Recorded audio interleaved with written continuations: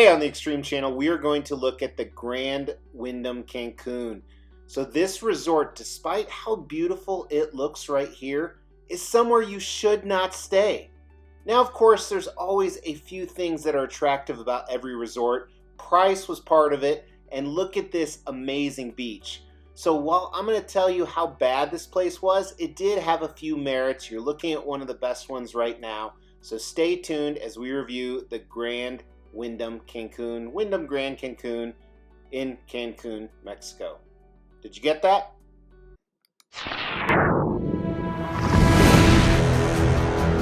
Hey, my name is Mr. X. Welcome to the Extreme Channel. We are giving away $1,000 statues to you guys. If you want to know how to win one, stay tuned for later in the video. Wife and 3 teenagers stayed here for a week in July of 2024. We're going to cover the beach area, we're going to cover the grounds, we're going to cover the food, we're going to cover the accommodations, and we're going to cover the customer service. 2 of those were really good, but the rest were really bad. Now, we booked this because it was pretty cheap, $6,500 including flights. First class on the flights due to my status, but that was really the only great experience we had, and I'll tell you why. Starting with the god-awful inedible food. Now, there were a number of options for food. First of all, they had a buffet. I do not recommend you go to this for anything. We didn't even take any pictures because after 3 tries and not finding anything we could eat, it was horrible. Now, right here is actually a sushi bar that they have for lunch. Sushi isn't our thing, so we didn't get to try this in full transparency. They had a little coffee shop on the inside, so for those of you that like that type of thing, with a few pastries and whatnot, but they were not good. So where we usually ate was actually outdoors for lunch at this exterior grill. They had hot dogs and quesadillas, little things like that, tacos, which were edible. Not good, but edible. They had a restaurant just for members. They have a whole timeshare deal they're going to try and sell you right here. So we never went in here because it wasn't for us. We weren't members of the resort. They also had a grill right by one of the pools. You're going to see all the pools in a second. Again, I believe this was for members only. Had like chicken wings and pizza and things of that nature, which you think couldn't be bad. So again, we kept going back to this place for lunch. It's really the only place we ate every day for lunch once we figured things out. They did have an edible breakfast place down by the beach as well. This was also open for lunch and dinner and had a seafood theme. Now, you could also order room service. It does cost $5 a pop. And again, it was edible, so we did that for a few nights. Then they had reservations for other restaurants as well. Now, the restaurants that required reservations, you had to book them on the app at 9 a.m. If you didn't book them at 9 a.m., you couldn't get it. There was Da Vinci, which was Italian. Now, you're eating Italian in Mexico, it was edible. That's about it. They had La Vista, which is a Brazilian steakhouse, so that's where the gauchos walk around and put shaved meat onto your plate. This was decent. Now keep in mind, you're in Mexico, so the meat is as decent as there. It had beautiful views, but this was probably the only meal I would say was actually good. I would have went back there multiple nights if my children actually liked it. And then you could go to some bars. So there was a pool swim-up bar at one of the pools we're going to look at later right here, which we didn't spend a lot of time at this particular pool. They had a lounge bar as well. Now, the bartenders don't know how to make the drinks on the menu, which is a huge negative. And none of the drinks were really good. We actually had to continue to ask for more liquor in them to actually feel it. That sushi place we showed you earlier, they opened as a bar during the day. And of course, you could always get poolside service from the waiters, who were fantastic. And then down at the beach, they had a hot tub bar. I've never seen anything like this before. Very cool concept, swings on the other side. Before I get into the accommodations, I should note on the reservation restaurants, there is a dress code that you have to adhere to. It's on their website. Now, we stayed in a 3-bedroom villa. Here's the tour. So we just entered into, hopefully, the 3-bedroom villa of the Wyndham Grand Cancun. I say hopefully because they checked us into our room, and as we walked in, other people were in our room. So they reassigned us to this room, which hopefully it's the same. Here is the entry door. There's a small little gathering area. You are getting my extreme fresh thoughts. You have a half bath for any guests you want to have over. I believe these are also timeshares, so that would make sense. In here you have a kitchen with a range, a microwave, and a medium fridge that has nothing in it. So that's a little bit of a concern because you're supposed to have a mini bar. There is water, which is kind of nice. And There are plates, and I assume there's utensils. There's one fork and one spoon. Coffee maker and a little trash can. Here is a door that is locked.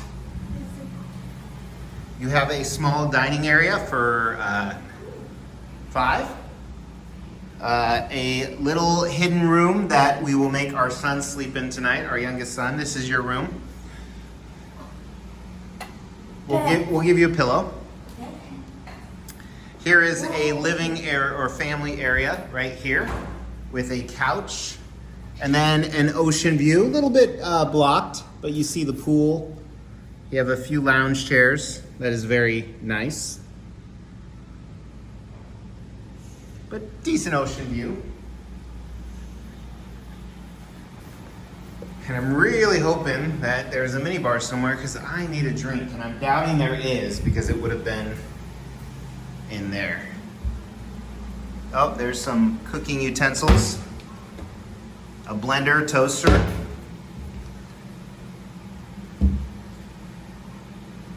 Yeah, we have no drinks.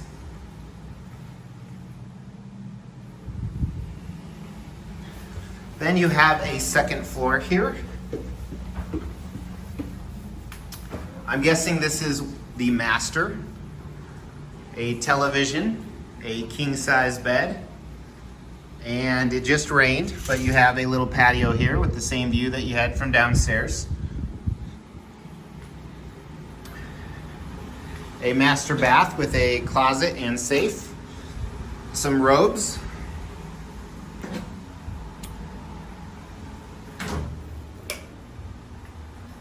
A large shower, jetted tub and toilet with a double vanity. All right, so that's bedroom number 1. Bedroom number 2 is across the hall, which also has a private bath, a little bit smaller, just a shower and a single vanity. And 2 double beds.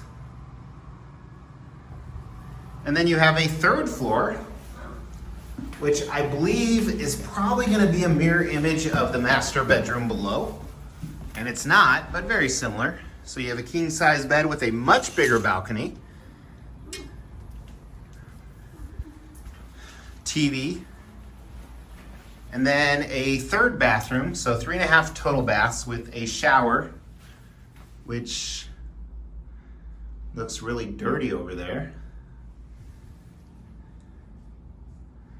And they do have shampoo, conditioner, and bath and shower gel, conditioning shampoo, and another closet. And again, a little bit better view up here because you are higher up. You can see the rest of the resort there. Now, after staying there for a week, I can tell you the rooms are so dated. They look like they're barely being held together. This includes, we had 4 toilets that barely worked, sometimes didn't work at all. We had to be very selective where we went. The showers were horrible. They dripped water. They took forever to heat up. Water dripped from the ceiling in different places. It was just dirty and not good. And then there's some other issues with the resort. So the towels opened every day at 8. No, they didn't. They would arrive whenever they wanted to, so you were without towels for a long period of time. The internet kept changing passwords without telling us. In our room, the satellite TV didn't work, and I know you're wondering, why would you use satellite TV when you have this beautiful of a beach? Well, one day it rained torrential hurricane rains nonstop. But probably the 2 redeeming factors of this resort are, first of all, that beautiful beach and the rest of the grounds. While they weren't super maintained and you could tell they were old, they were decently beautiful, I could say that. So there was chairs, which of course, if you don't get there early enough, they get taken. Not a lot of poolside chairs, but they did have 3 or 4 different pools, including some cabanas that you could either rent or they were for members only. I wasn't quite sure, but there was plenty of shade you could get from other umbrellas. They did have a hot tub up top, so this is on top of the hot tub with the bar that you saw down at the beach earlier. We spent most of our time in what I'd consider the main pool, which actually was L-shaped and had some waterfalls and chairs on the side. The temperature actually fluctuated quite a bit because of the rains. It went everywhere from 83 to 91. But it was a fun time for kids and adults. Plenty of room in the pool as well. It didn't seem overcrowded. And then, of course, there was that pool up top that had the pool bar that we looked at briefly. Again, we did not actually go in this. But so the exterior of the grounds was pretty beautiful, if you will. It was a great place just to relax. Who cares how shitty the food is or how bad the room is? A little bit of a kid pool over here that I didn't see used much. And of course, you could always go to the beach, which went for miles.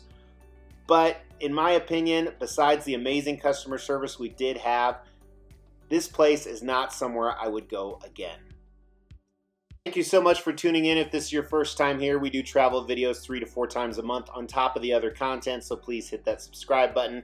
If not, hit the like. We did end up leaving early because Hurricane Beryl was coming our way, which we didn't mind so much considering the accommodations and the crappy food.